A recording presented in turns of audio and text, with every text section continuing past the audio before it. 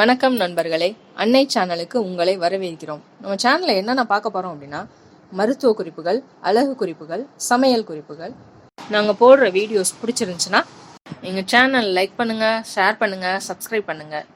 வணக்கம் நண்பர்களே, அன்னை சேனலுக்கு உங்களை வரவேற்கிறோம். இன்னைக்கு நம்ம சேனலில் பார்க்க போகிற ரெசிபி என்னன்னு பார்த்தீங்கன்னா, சோயா கிரேவி மீல் மேக்கர்னு சொல்லுவோம். அதுக்கு மீல் மேக்கர் ஒரு பவுலு, இஞ்சி பூண்டு பேஸ்ட் 1 ஸ்பூன், பெரிய வெங்காயம் பொடி பொடியா கட் பண்ணது, கறிவேப்பிலை கொத்தமல்லி நான் கிரஷ் பண்ணி வச்சிருக்கேன், தக்காளி 2 பெரிய தக்காளியை நல்லா மிக்சியில அடிச்சு வச்சுக்கணும். இதே மீல் மேக்கர் தான் நான் மிக்சியில போட்டு கிரஷ் பண்ணி எடுத்து வச்சிருக்கேன். இப்போ அடிகனமான பாத்திரமா எடுத்துக்கோங்க. குக்கர் சூடாயிடுச்சு. இதுல 4 ஸ்பூன் எண்ணெய் ஊத்திக்கிறோம். கொஞ்சோண்டு ஜீரகம், கொஞ்சோண்டு சோம்பு, வெங்காயத்தை போட்டு நல்லா வதக்கிக்கணும். நல்ல கோல்டன் ப்ரௌன் வர அளவுக்கு வதக்கி எடுத்துக்கோங்க. பாருங்க, வெங்காயம் நல்லா வதங்கிடுச்சு. இந்த ஸ்டேஜ்ல நம்ம இஞ்சி பூண்டு பேஸ்ட் சேர்த்துக்கிறோம்.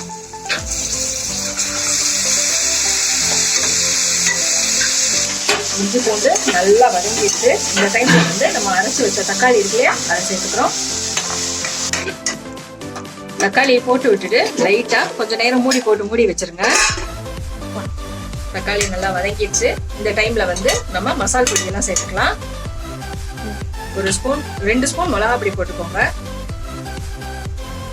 2 ஸ்பூன் மல்லித்தூள் போட்டுக்கோங்க,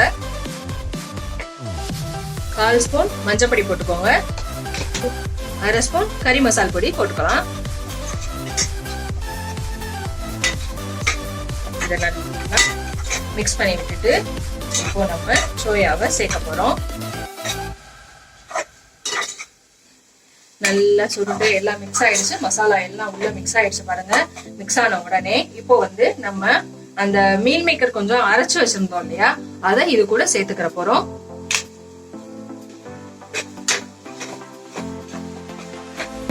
மீல் மேக்கர் அரைக்கிறது எதுக்காக அரைக்கிறோம்னா, நம்மளுக்கு கொஞ்சம் கிரேவி அதிகமா வரும். அதுக்காக தான் நம்ம மீல் மேக்கர் அரைக்கணும்.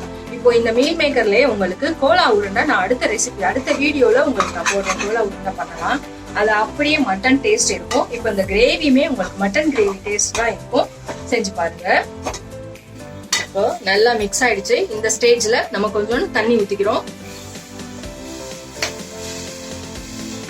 இப்போ தண்ணி ஊத்தி நல்லா மிக்ஸ் பண்ணியாச்சு. மிக்ஸ் பண்ணிட்டு கொஞ்ச நேரம் மூடி வச்சிருங்க. மூடி வச்சு லைட்டா எண்ணெய் பிரிஞ்சு மேல வரும். அந்த ஸ்டேஜ்ல நம்ம வேக வச்சு எடுத்து வச்சிருக்கோம் இல்லையா, அந்த சோயாவை இது கூட சேர்த்துக்கலாம். பாருங்க, எண்ணெய் பிரிஞ்சு மேல வந்துருச்சு. இந்த ஸ்டேஜ்ல நம்ம மீல் மேக்கரை சேர்த்துக்க போறோம்.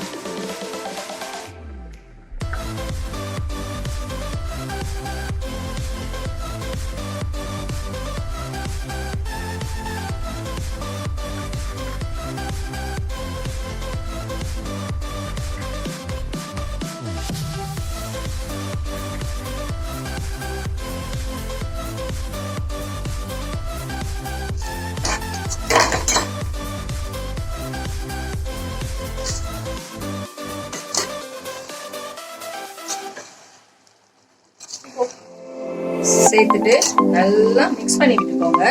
மிக்ஸ் பண்ணி விட்டுட்டு இந்த ஸ்டேஜ்ல நம்ம உப்பு சேர்த்துக்கலாம்.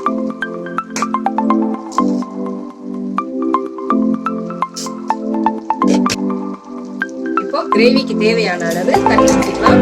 உங்களுக்கு எவ்வளவு கிரேவி தேவைப்படுதோ அந்த அளவுக்கு நீங்க தண்ணி ஊற்றிக்கோங்க.